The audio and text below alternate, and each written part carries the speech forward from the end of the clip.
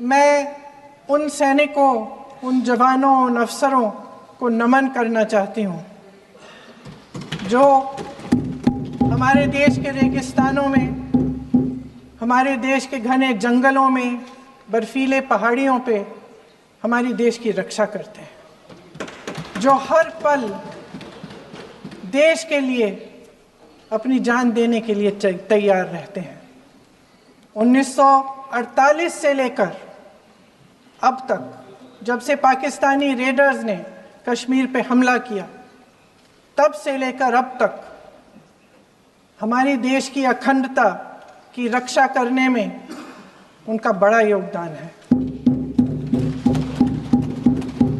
हमारी आज़ादी अहिंसा के आंदोलन से हासिल हुई, लेकिन जैसे मैंने कहा, उसको कायम रखने के लिए हमारी सेना का बहुत बड़ा योगदान है। कल मैं सदन में बैठी हुई सबके भाषण सुन रही थी। आदरणीय रक्षा मंत्री महोदय ने बोला, सत्ता पक्ष के कई मंत्रियों ने बोला। 1 घंटे का रक्षा मंत्री जी का लंबा भाषण था। सुनते सुनते एक बात मुझे बहुत खटक रही थी।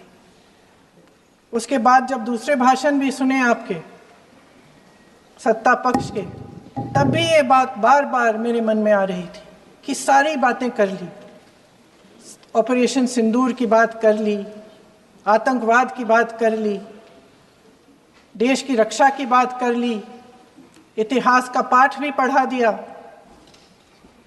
लेकिन एक बात छूट गई। उस दिन 22 अप्रैल 2025 को जब 26 देशवासियों को अपने परिवार के सदस्यों के सामने खुलेआम मारा गया, तो ये हमला कैसे हुआ, क्यों हुआ? मैं पूछना चाहती हूँ, ये किसकी जिम्मेदारी थी? इस देश के नागरिकों की सुरक्षा की जिम्मेदारी किसकी है? क्या इस देश के प्रधानमंत्री की नहीं है? क्या इस देश के गृह मंत्री की नहीं है?